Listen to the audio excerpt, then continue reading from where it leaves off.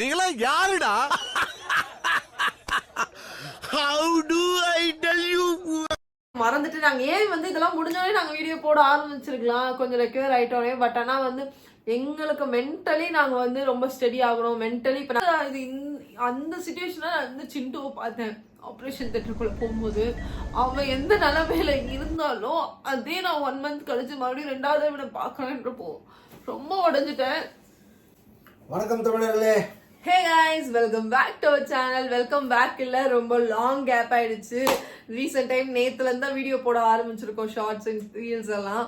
நிறைய பேர் வந்து என்கிட்ட கமெண்ட் பண்ணியிருந்தீங்க. அதுக்கப்புறம் வந்து மெசேஜ்ல நிறைய மெசேஜ், என்ன இன்னும் உயிரோட தான் இருக்கியா, க்ளோஸா இருக்கவங்களாம், தெரிஞ்சவங்களாம், ஏன் இவ்வளவு நாள் ஏன் வீடியோ போடல, என்ன ஆச்சு ஏன் இவ்வளவு நாள் எங்க போனீங்க, ஏன் இன்ஸ்டாகிராம்ல போடல, யூடியூப்ல போடல, வாட்ஸ்அப்ல ஒண்ணுமே இல்லைன்னு சொல்லி நிறைய. அது ஏன் என்னன்னு ஒருத்தர்கிட்டயா போய் சொன்னா அது ரொம்ப லாங் ஸ்டோரி ஆயிடும். அது ஒரே லாங் ஸ்டோரி உங்க எல்லாருக்கும் ஒரே வீடியோவா போட்டலாம்னு இருக்கும். இதனால நாங்க நிறைய ஹாஸ்பிட்டல் ரிலேட்டட் ப்ராப்ளம்ஸ் வந்துட்டே இருந்தது கண்டினியூஸா. 2024 வந்து ஃபுல் அண்ட் ஃபுல் நாங்க மெடிக்கலுக்குன்னு எழுதி கொடுத்த வருஷமா போச்சு. 2024க்கும் நான் பிறந்த டே 24, அதனால 25 சம்ம ராசியா இருக்கும்னு நினைச்சேன். இருக்கிறதுலே ஒஸ்ட் இயர் இதுதான். பார்க்காத பிரச்சனை இல்லை, எல்லா பிரச்சனையும் பார்த்தாச்சு. போயிட்டு வந்திருக்கோம். அதாவது பாட்டம்ல இருந்தா பரவாயில்ல, அதாவது இந்த 0ன்னு வாங்கல, 0க்கு போனா பரவாயில்ல, -100க்கு போனதெல்லாம் நானா தான் இருப்பேன், நானும் இவ்வளவு தான் இருப்பேன், வேற யாருமே இருக்க மாட்டாங்க. இதுல இன்க்ளூடிங் என் பொண்ணு சேர்த்து. சோ ஸ்டார்ட் ஃப்ரம் எங்க வந்து என் பொண்ணுகிட்ட இருந்து ஆரம்பிச்சு. ஒரு நாள் ராத்திரி வந்து ரொம்ப அழ ஆரம்பிச்சிட்டா. என்ன வயிறு வலிக்குது, நான் வந்து சூட்டுனாலதான் வலிக்கும், ஒன்னும் இல்ல பாப்பா ஒன்னும் இல்ல. கௌதமும் சரி ஒன்னும் இல்ல சரியாயிடான்னு சொல்லிட்டு நாங்களும் மெடிசன் கொடுத்தோம். பக்கத்துல இருக்க ஹாஸ்பிட்டல்ஸ்லாம் கூட்டிட்டு போனோம். கூட்டிட்டு போனப்போ அவங்க சொன்னாங்க, ஓகே நாளைக்கு பார்க்கலாம், ஃபுட் பாய்சன். நாளைக்கு வரைக்கும் இது வயிறு வலி இருந்ததுன்னா ஏதாவது ப்ராப்ளமா இருக்கும், நம்ம அப்புறமா பார்க்கலாம்ட்டாங்க. பட் ஆனால் வீட்டுக்கு கூட்டு வந்ததுக்கு அப்புறம் குழந்தை கண்டினியூஸா அந்த நியர்பை ஒரு 18 hours வந்து அழுகையை நிறுத்தவே இல்லை. அப்போ இதுக்கு மேல நம்ம என்ன யோசிக்கிறதுன்னு நினைக்கும் போது தான் இவங்க ஃப்ரெண்டோட அண்ணா வந்துட்டு டாக்டர், அவர் வந்து பீடியாட்ரிஷியன் தான். ஸோ அவர்கிட்ட வந்து நாங்கள் கேட்டிருந்தோம் என்ன ஆச்சுன்னு சொல்லிட்டு. அவரு உடனே ஒரு ஐடியா வந்து சஜஸ்ட் பண்ணாரு. அவர் சொன்னார், அதே இது வந்து உங்களுக்கு யூஸ்ஃபுல்லா இருக்கும். பேபிஸ் வந்து நடுவில் வலிக்குதுன்னு சொன்னாங்கன்னா இஷ்யூஸ் கிடையாது, சைட்ல வலிக்குது அப்படின்னு, நம்ம ரைட் சைட்ல வலிக்குது அப்படின்னு சொல்லி அழ ஆரம்பிச்சாங்கன்னா நம்ம அது கண்டிப்பா வந்து நோட்டீஸ் பண்ணணும். உடனே அட்ரஸ் பண்ணோம். அவர் அதை சொன்னதுக்கு அப்புறம் தான் குழந்தையோட வலி எங்கன்றதை கேட்டுட்டு உடனே நாங்கள் இது ஸ்கேன் எடுக்க கூப்பிட்டு போயிருந்தோம். ஸ்கேன் எடுக்க கூப்பிட்டு போயிட்டு அந்த இடத்துலயும் நான் அழுக கண்டினியூஸாக நிறுத்தவே இல்லை. ஏன்னா குழந்தை பெரியவங்கன்னா நம்ம சொல்லி புரிய வைக்கணும், குழந்தைக்கு நம்ம புரிய வைக்க முடியும். ஸோ துடிச்சிட்டா. அதுக்கப்புறம் கூப்பிட்டு போய் நாங்கள் ஸ்கேன் எடுத்து அந்த ஸ்கேன் ரிப்போர்ட்டை உடனே அவருக்கு அமிச்சோம். அவர் உடனே பார்த்துட்டு இமீடியட்டாக நீங்கள் சர்ஜரி பண்ணி ஆகணும். என்னாச்சு ஏதாச்சுன்னு சரி முதல் சொன்னார். இந்த மாதிரி அப்பெண்டிக்ஸ் வந்துட்டு ஆல்மோஸ்ட் வந்து பஸ்ட் ஆகிற ஸ்டேஜில் இருக்குது.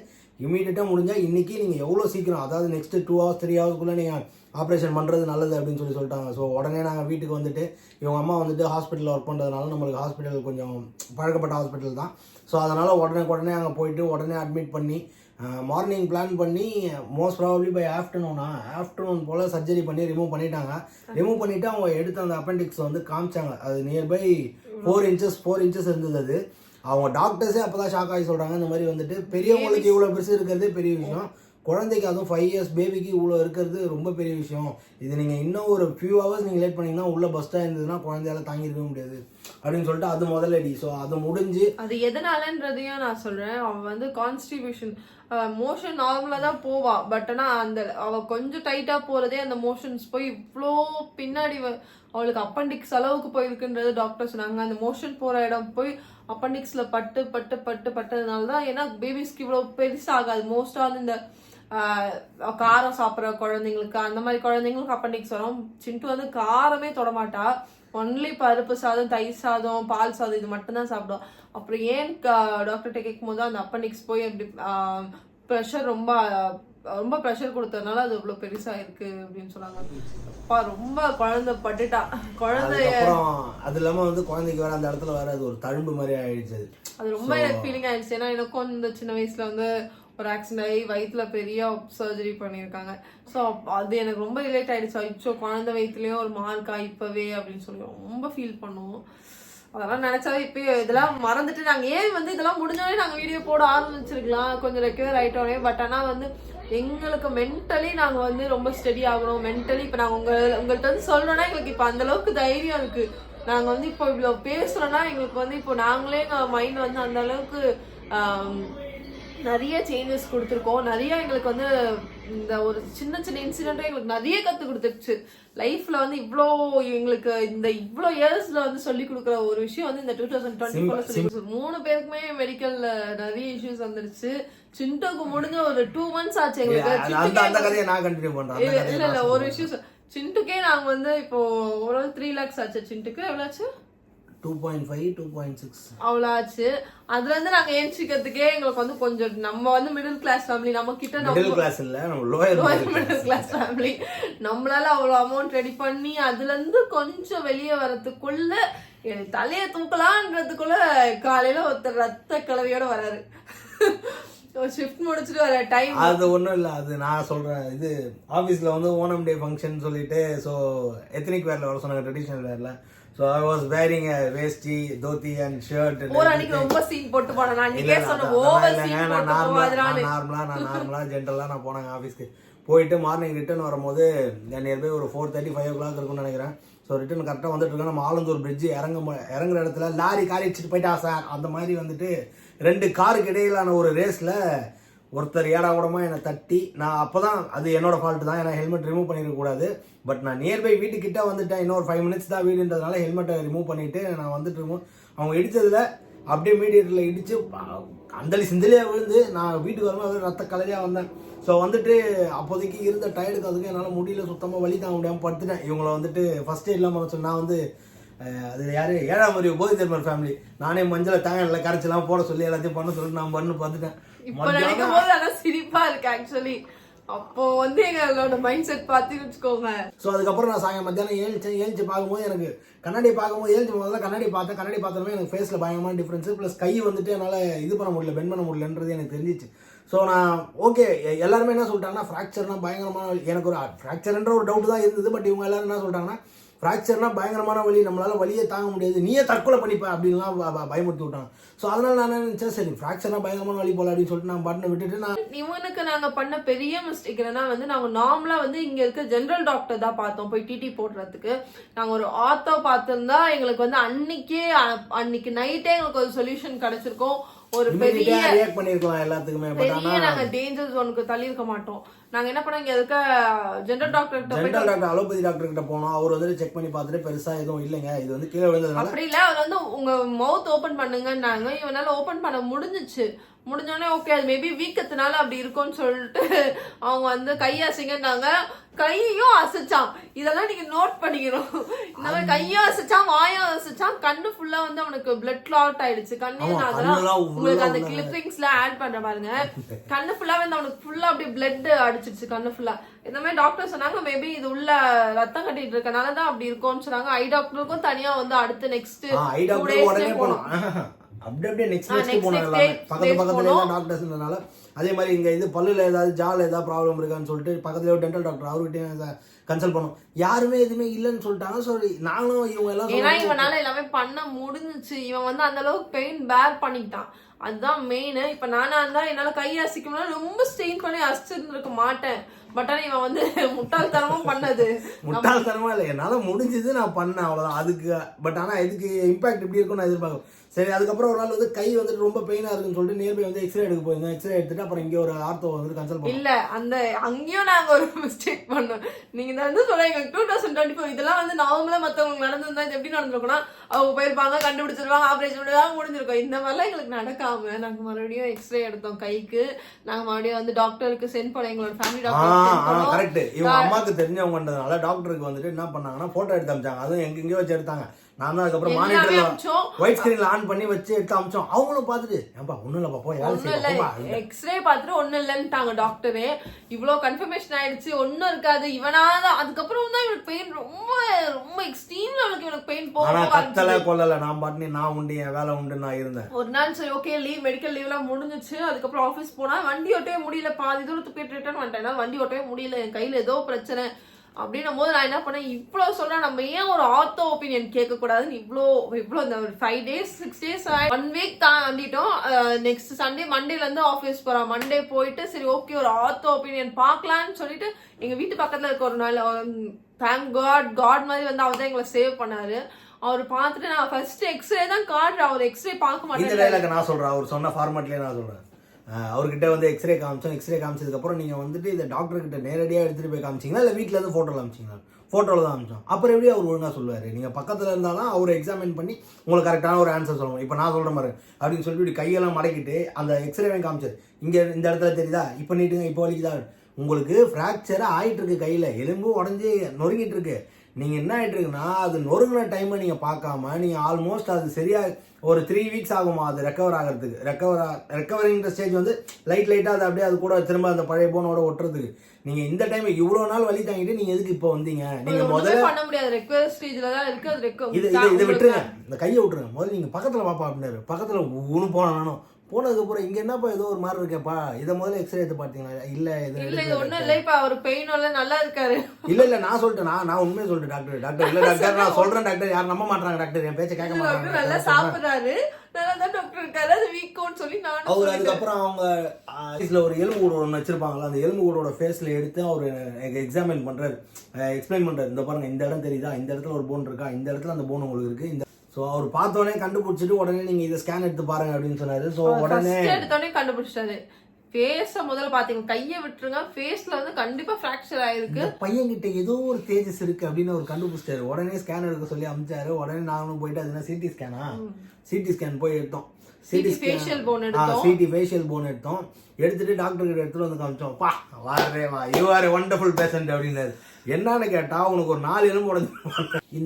இந்த இடத்துல இங்க வர போன் ஒன்று உடஞ்சிருக்கு, சப்போர்ட் பண்ற போன் ஒன்று, அதான் இங்க 2 போனுமே, ஒரு போன் ஒன்று, இது ஒன்று. அதுக்கப்புறம் இங்க வந்துட்டு எல்லாருக்குமே நம்ம இப்படி பண்ணும்போது இந்த இடத்துல ஒரு வி ஷேப் மாதிரி ஒரு இது மாதிரி ஒரு ஃப்ளஷ் மாதிரி இருக்கும். அந்த ஃப்ளஷுக்கு வர அந்த போனு, அதுக்கப்புறம் இந்த ஜா போன் 4 போன் உடஞ்சிச்சு. இங்க இந்த நோஸ்க்கு சப்போர்ட், இந்த ஐக்கும் இந்த நோஸ்க்கும் கை வச்சு பாத்தீங்கன்னா உங்களுக்கு கொஞ்சம் தெரியும், ஸ்ட்ராங் போன் இருக்கும். இங்க ஒன்னு மேஜர் அந்த பாருங்க, இந்த போன் இருக்குல்ல, இந்த போன் வந்து இந்த சைடு வந்து உடஞ்சிருச்சு. அப்போ அந்த போட்டோலாம் நான் ஆட் பண்றேன், அதுல கிளியரா தெரியும். இங்க இருக்கிறது இங்க வந்து உடஞ்சிருச்சு. இதைத்தான் நான் ரொம்ப நாள் சொல்லிட்டு இருந்தேன். பட் ஆனா இவங்க எல்லாருமே என்ன சொல்லிட்டாங்கன்னா, இந்த பக்கம் வீங்கி இருக்கிறது, இந்த பக்கம் அடிபட்டது, இந்த பக்கம் ஆப்போசிட்ல வீங்கி இருக்கிறதுனால உனக்கு அது தெரிய மாட்டேங்குது வெளியே அப்படின்னாங்க. பட் ஆனால் எனக்கு எதுவும் நம்பிக்கை இல்லை. நான் ஸ்டார்டிங் ஏன்னா நம்ம ஃபேஸ் நம்ம 30 வருஷம் பார்த்துருக்கேன், எனக்கு அதை பற்றி தெரியும். ஒன்று கம்மியாக இருந்தாலே நம்மளுக்கு அந்த ஒரு ஃபீல் இருக்கும், நம்ம ஃபேஸை பற்றி நம்மளுக்கு தெரியல, அந்த மாதிரி தான் இருந்தது. அதுக்கப்புறம் உடனே அவங்க என்ன சொல்லிட்டாங்க, இமீடியட்டாக நீங்கள் சர்ஜரி பண்ணி ஆகணும் அப்படின்ட்டாங்க. அதுக்கு நியர்பை திரும்ப ஹாஸ்பிட்டல் அட்மிட். கிட்டத்தட்ட நாங்கள் எடுத்தோடனே சர்ஜரி பண்ணல, கிட்டத்தட்ட 3 to 4 டாக்டர்ஸ் வந்து கன்சல்ட் பண்ணோம். ஏன்னா எடுத்தோடனே வந்து நம்ம மூஞ்சில வந்து சர்ஜரி போக வேண்டாம், அது எப்படி இருக்குமோ, ரொம்ப ரிஸ்கா இருக்குமோன்னு சொல்லிட்டு. ஏன்னா கையில இருக்க போன் வந்து அதுவா ஹீல் ஆக ஆரம்பிச்சிச்சு. ஸோ ஃபேஸ்லயும் அந்த மாதிரி ஏதாவது சான்ஸ் இருக்குமோன்னு சொல்லிட்டு டாப் டாக்டர்ஸ் வரைக்கும் நாங்கள் பார்த்துட்டு எல்லாருமே சர்ஜரி தான் போனோம், இல்லைன்னா அவருக்கு வந்து இது வந்து சில நேரத்தில் வந்து அது கூடுமா ஃபேஸ்ல, இல்லைன்னா அது வந்து கூடாம போய் அவருக்கு இன்ஃபெக்ஷன். இல்லை, எங்களுக்கு சர்ஜரி பண்ண டாக்டர் வந்து எப்படி எக்ஸ்பிளைன் பண்ணாங்கன்னா, கிளவர் அண்ட் கிளியர். எப்படின்னா, நீங்கள் இப்போ இதை பண்ணாமல் விட்டுடலாம், பட் ஆனால் ஃபியூச்சரில் உங்களோட ஷேப் வந்து அப்படியே நிற்கிறதுக்கான சான்சஸும் இருக்குது, சம்டைம்ஸ் கொலாப்ஸ் ஆகிறதுக்கான சான்சஸும் இருக்குது. இப்போ இந்த இடத்துல வந்து ஸ்ட்ரைட்டாக இருக்குது, இந்த இடத்துல போன் ஸ்ட்ரைட்டாக இருக்குது, இந்த இடத்துல அந்த போன் வந்து உடஞ்சி உள்ளே போயிட்டு இப்படி இருக்க போன் வந்து இப்படி நொறுக்கி உள்ளே போயிடுச்சான். அது அப்படியே விட்டோம்னா இந்த இடத்துல போன் மேபி வளர்கிறதுக்கான சான்சஸும் இருக்குமா, வளராமையும் போகலாமா, ஏன்னா கூடுறதுக்கான சான்சஸ் எதுவுமே. ஸோ அதனால நான் கன்சல்ட் பண்ணிட்டு கடைசியாக அந்த டாக்டர் தான் ஓகே எப்படி ஆப்ரேட் பண்ணுவீங்க அப்படின்னு கேட்டேன், ஆப்ரேட்டிங் ப்ரொசீஜர்லாம் கேட்டேன்.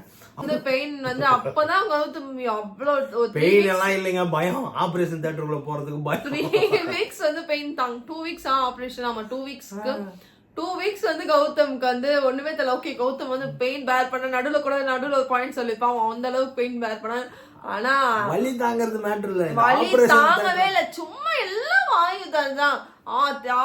யாராவது வீட்டுல கம்முன்னு இருப்பாங்க, மூஞ்சில் 4 எலும்பு உடைச்சிங்க. நானே சொன்னேன் அது தாங்கினா.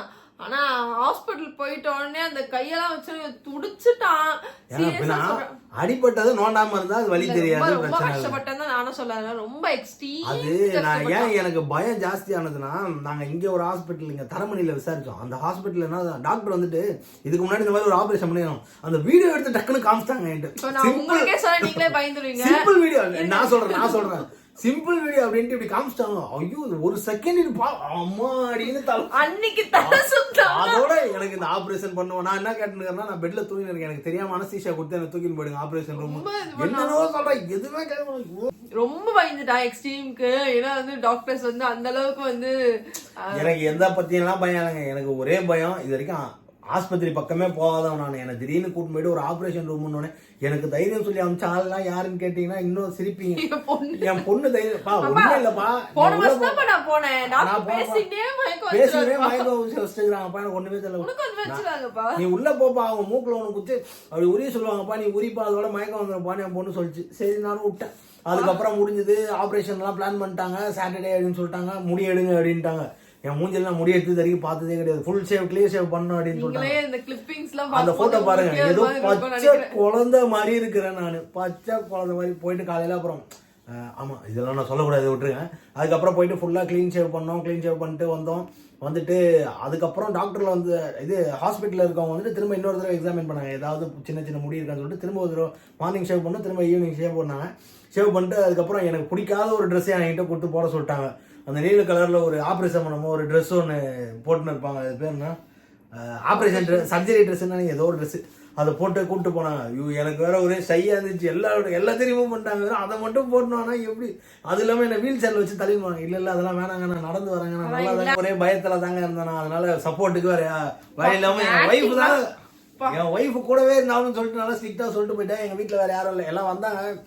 எங்கள் வீட்டில் வந்தாங்க, எங்கள் அத்தை வீட்டில் வந்தாங்க, எல்லாருமே வந்தாங்க. பட் ஆனால் யாரையும் ஸ்டே பண்ண வேணாம், ஸ்டே பண்றது மட்டும் என் ஒய்ஃப் தான் ஸ்டே பண்ணணும்னு சொல்லிட்டு என் பொண்ணை இது வீட்டுக்கு என் பொண்ணை இருந்தோம். அப்பதான் வந்து சென்னையில சம மழை.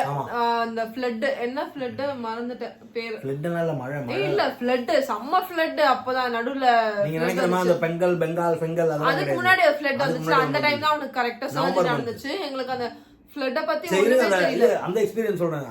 ஆபரேஷன் தியேட்டர் சேர்ல வச்சு தள்ளின்னு போனாங்க. உள்ளே போனோமே இங்கேருந்து நடப்பீங்களா, நான் மேலேதான் நடக்குதுன்னு சொன்னாங்க. அவங்க தான் சேரில் வச்சு கூப்பிட்டு வந்தாங்க. ஏன்னா அது செகண்ட் ஃப்ளோர்லேருந்து ஃபர்ஸ்ட் ஃப்ளோர் வந்து ஆப்ரேஷன் தேட்டர். அதுக்கப்புறம் நான் உள்ளே நடந்து போனேன்.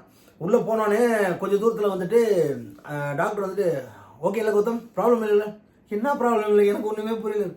சரி வாங்க இங்கே வாங்க போட்டு இந்த அந்த ப்ளூ கலர் ட்ரெஸ்ஸையும் அதையும் இவ்வளோ தூரம் கைட்டான், இடுப்பறையும் கைட்டாங்க. ஏங்க என்னங்க இது, இல்லை இதெல்லாம் இது ப்ரொசீஜர், இதெல்லாம் நீங்கள் ஃபாலோ பண்ணி தான் ஆகணும். அதுக்கப்புறம் சரி அந்த இதில் ஆப்ரேஷன் இதில் வந்து படுக்க சொல்லிட்டாங்க. தலையில் ஏதோ ஒரு இது மாதிரி, அதான் தலைகாணி மாதிரி ரிலேட்டடாக ஏதோ ஒன்று வச்சாங்க, கொஞ்சம் ஹெட்டு மேலே இருக்கணும். வச்சுட்டு அந்த இது மாஸ்க் வந்துட்டு உங்கள் பேர் என்ன, கௌதம், ஓகே இது நான் வந்துட்டு ஒரு 2 தடவை நான் சொல்லுவேன், அப்போ நீங்கள் வந்துட்டு இது இன்ஹேல் பண்ணுங்கள். அது முடிஞ்சதுக்கப்புறம் உங்களுக்கு ஆப்ரேஷன் கம்ப்ளீட் ஆனதுக்கப்புறம் திரும்ப கண்ணத்தை தட்டி கௌதம் அப்படின்னு சொல்லுவேன். நீங்கள் ஆன்னு சொன்னால் தான் உங்களை மேலே கூப்பிட்டு போவாங்க ரூமுக்கு. சரி ஓகே அவங்க மூக்கில் வச்சிட்டாங்க. நீங்கள் இன்ஹேல் பண்ணுங்க. நானும் 4-5 வாட்டி பண்ணுறேன், எனக்கு ஒன்றுமே தெரியல. டக்குன்னு அந்த இது அனஸ்தீஷியா அந்த கொடுக்குற அவர் வந்துட்டு என்ன கேட்குறாரு, இந்த மாதிரி வந்துட்டு கௌதம் பயமாக இருக்காரு. ஏன் அப்படின்னா பிபி உங்களுக்கு பாருங்க 190 போயிருக்கு, என்ன சொல்றீங்க. அப்போதான் மயக்கமே போட்டேன். அவ்வளோதான். அதோட என்ன நடந்தது ஏது நடந்தது ஒன்றும் தெரியல. அதுக்கப்புறம் திடீர்னு கௌதம் அவ்வளோதான். நீ நடுவில் வந்து நிறைய இன்சிடென்ட் நடந்துச்சு. ஆப்ரேஷன் தியேட்டருக்குள்ள போயிட்டான். போயிட்டோன்னே தான் எனக்கு வந்து லைஃபோட பைத்தியமா இல்ல லைஃபே அப்படியே ரீகேப் மாதிரி அப்படியே போச்சு. என்னடா இது, அந்த சிச்சுவேஷனா வந்து சிண்டுவை பார்த்தேன் ஆப்ரேஷன் தியேட்டருக்குள்ள போகும்போது. அவன் எந்த நிலைமையில இருந்தாலும் அதே நான் 1 மந்த் கழிச்சு மறுபடியும் 2வது இவனை பாக்குறேன்றப்போ ரொம்ப உடஞ்சிட்டேன். எங்க அப்பாவுக்கும் பொண்ணுக்கு வேற வேலை இல்லை, நாங்க ஆஸ்பத்திரி சீரியஸா ரொம்ப உடஞ்சிட்டேன். ஆப்ரேஷன் தியேட்டருக்குள்ள போயிட்டோன்னே எல்லாருமே ஓகே, அவங்க வீட்டுல கோவிலுக்கு போயிட்டாங்க. சர்ஜரி நல்லபடியா வந்து இது ரொம்ப long surgery, around 3 hours of surgery நினைக்கிறேன். 3 hours ஆச்சு சர்ஜரி. அந்த 3 hours வந்து எனக்கு எப்படி இருந்துச்சுன்னா, என்ன லைஃப் இது, கிவ் அப் பண்ணிடலாம். அவன் அங்கதான் கிவ் அப் பண்ணிடலான்ற ஒரு மைண்ட் செட்ல உட்கார்ந்தேன். யாருக்குமே தெரியாது. சீரியஸா வந்து என்னோட மைண்ட் செட் எப்படி இருந்துச்சு, கிவ் அப் பண்ணிடலாம், ஓகே இதுக்கு மேல நம்ம என்ன கஷ்டம் பார்க்க போறோம்னு சொல்லிட்டு ரொம்ப தனியா இருந்தேன். ஆனா இதுல எனக்கு பெரிய பேக் போன் மாதிரி இருந்தது வந்து இந்த இடத்துல தேங்க்ஸ் சொல்றேன்னா எங்க அம்மா. சீரியஸா எங்க அம்மா தான் எனக்கு பெரிய பேக் போனா இருந்தாங்க. த்ரோட் இந்த 2 பெரிய லாஸ்ட்லயுமே வந்து எங்க அம்மா தான் எங்க கூட நிறைய லாஸ் பண்ணிட்டோம்.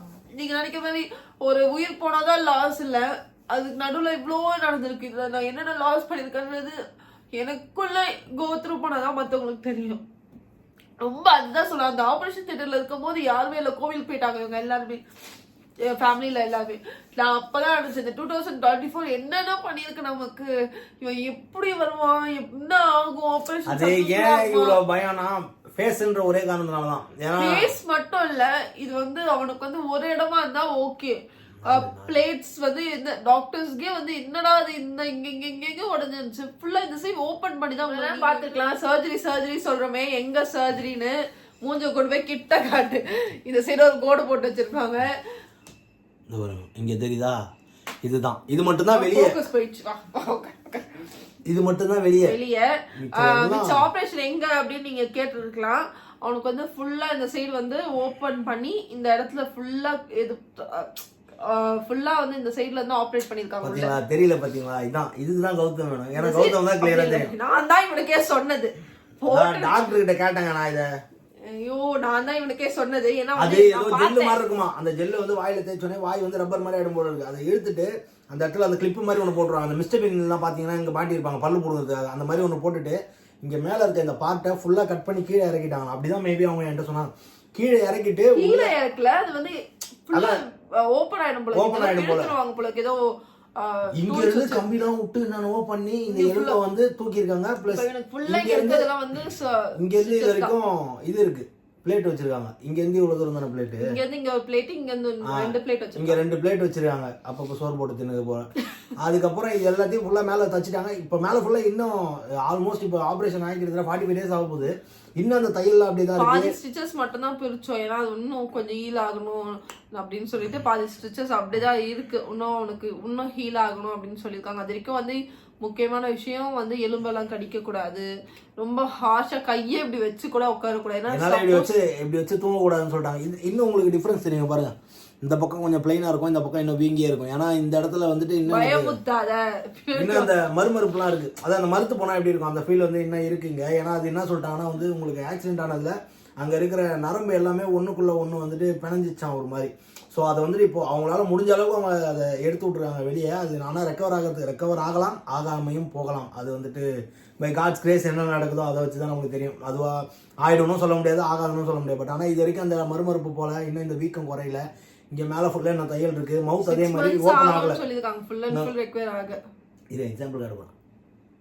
3 முன்னாடி வந்துட்டு எனக்கு 4 fingers வரைக்கும் போகும். இப்போ வந்து 3 fingers தான் போகுது. ஏன்னா இந்த பக்கம் வந்துட்டு ஜாலைன் வந்து இங்க லாக் ஆயிடுச்சு. இந்த சைடு, இந்த லெஃப்ட் ஹேண்ட் சைடு வந்து லாக் ஆயிடுச்சு. ஏன்னா இது டெய்லி வந்து ஐஸ்கிரீம் ஸ்டிக் வச்சு ப்ராக்டிஸ் பண்ண சொன்னாங்க. நானும் ப்ராக்டிஸ் பண்ணிட்டு தான் இருக்கேன். பட் ஆனால் பெயின் வந்துட்டு ரொம்ப நம்மளால எடுத்துக்க முடியாத அளவுக்கு பெயின் இருக்கு. ஸோ அதனால என்ன பண்றதுன்னு தெரியல. ஸோ இதெல்லாம் ரெக்கவர் ஆகிறதுக்கு இன்னும் மேபி இன்னும் 4.5 months ஆகலாம். இல்ல அதுக்கு முன்னாடியே சீக்கிரமா கூட ரெக்கவர் ஆகலாம், தெரியல. எங்களோட எப்பயுமே இருக்கணும். ஆனா இதுல ஹாஸ்பிட்டல்ல நடுவுல இன்பிட்வீன்ல நடந்ததெல்லாம் நல்லா ஃபன்னா தான் இருந்தது. என்கிட்ட பேச வந்த டாக்டர்ஸ் எல்லாருமே வந்து சிரிச்சு பேசிட்டு, ஏன்னா கௌதம்கிட்ட வேற வழி இல்ல, நான் பாட்டுன்னு வரவங்க எல்லார்ட்டையும் டவுட்டா கேட்டு கொலையா கொன்னுக்குல கிட்டத்தட்ட என்னோட பாதி நாள் வந்து ஹாஸ்பிட்டலே தான் போச்சு.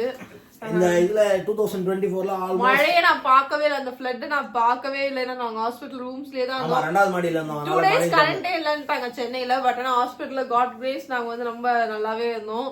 ஃபுட்டும் டைம்க்கு ஃபுட்டும் கொடுத்தாங்க. ஹாஸ்பிட்டல்ல ஜூஸ்ல இருந்து எல்லாமே சூப்பரா பாத்துக்கிட்டாங்க. இந்த டைம்ல சுப்ரீம் ஹாஸ்பிட்டலுக்கு ரொம்ப நன்றி.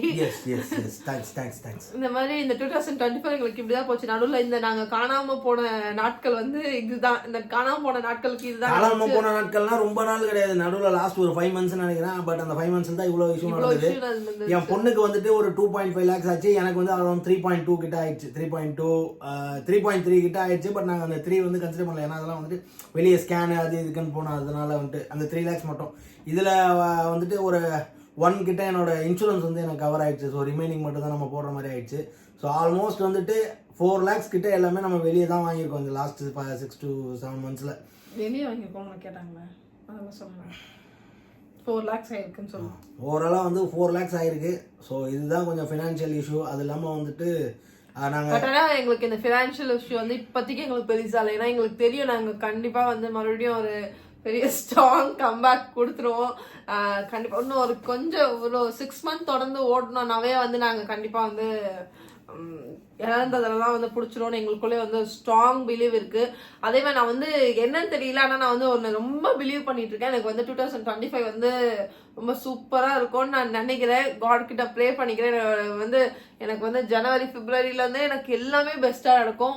அந்த ஒண்ணுதான் வந்து நாங்க இப்போ வந்து ரொம்ப வருஷமா நாங்க அந்த வீட்டுல தான் இருந்துட்டு இருந்தோம். நான் ரொம்ப நாளா வந்து ஓகே வேற இடம் மாறலான்ற போது சின்ட்டுக்கு அங்க வந்து ரொம்ப ஃப்ரெண்ட்ஸ் செட் ஆயிட்டாங்க, அந்த ஏரியா செட் ஆயிட்டாங்க. அங்கதான் கொஞ்சம் நாளா இருந்தனால அவளுக்கு இருக்கு, அந்த ஏரியா கம்ஃபர்டபுளா இருக்கும்னு சொல்லிட்டு நான் மாறாம ரொம்ப இது பண்ணிட்டு இருந்தோம். பட் ஆனா வந்து இப்போ நீங்க பார்த்துருக்கலாம், நாங்க வந்து ஒரு நியூ லொகேஷன் உங்களுக்கு அப்புறமா ஹோம் டூர் போடுறோம். நெக்ஸ்ட் வீடியோ ஹோம் டூராக தான் இருக்கும். இப்போ வந்து நாங்க ஒரு நியூ ஹோம்க்கு வந்திருக்கோம். எல்லாமே பாசிட்டிவா வேணும்னு சொல்லிட்டு நான் எல்லாமே சின்ன சின்ன விஷயத்தையும் நான் எல்லாத்தையுமே சேஞ்ச் பண்ணிட்டேன். ஏன்னா எனக்கு எல்லாமே இப்போ பாசிட்டிவா இருக்கணும்னு மட்டும்தான் என் மைண்ட்ல இருக்கு. நானுமே பாசிட்டிவா இருக்கணும். அதுக்கப்புறம் பிளட்டுமே பாசிட்டிவ் தான். ஓ பாசிட்டிவ், நாங்க ஃபேமிலியே ஓ பாசிட்டிவ். அதனால ஃபுல் அண்ட் ஃபுல் நாங்க வந்து சேஞ்ச் பண்ணி ஒரு பாசிட்டிவ் வைப்ல தான் இருக்கேன். கண்டிப்பா 2025 வந்து செமையா அமையும்னு நினைக்கிறேன். நீங்களும் ப்ரே பண்ணிக்கோங்க. இதுக்கப்புறம் பேக் டு பேக் வந்து நாங்கள் வீடியோஸ் போடுவோம். மறக்காம உங்க சப்போர்ட்ஸ் கொடுங்க. எங்களுக்கு உங்க சப்போர்ட் கண்டிப்பா வேணும். நீங்க ஆதரிச்சாதான் எங்களால வந்து வீடியோஸ் போட முடியும். அது இல்லாம வந்துட்டு நீங்களாம் யோசிக்கலாம், ஏன்பா மூஞ்சில அடிபட்டதுன்னா ஓகே வெளியே ஒரு ஆப்ரேஷன் பண்ணாதானப்பா சேஃப் அப்படின்னு சொல்லிட்டு. நான் ஏன் வெளியே பண்றதுக்கு அவ்வளோ யோசிச்சேன்னா, நான் வந்துட்டு ஃபியூச்சர் வந்து ஆக்டிங்க்குன்னு கொஞ்சம் எனக்கு ஆசை இருக்கு போகணுன்ட்டு. ஸோ அதுக்கு போனோம்னா நம்மளுக்கு இந்த ஸ்கார் மார்க்லாம் பெருசாக இருக்கக்கூடாது. அந்த ஒரு காரணத்துக்காக மட்டும்தான் இதை பார்த்து உள்ளே பண்ண சொல்லி.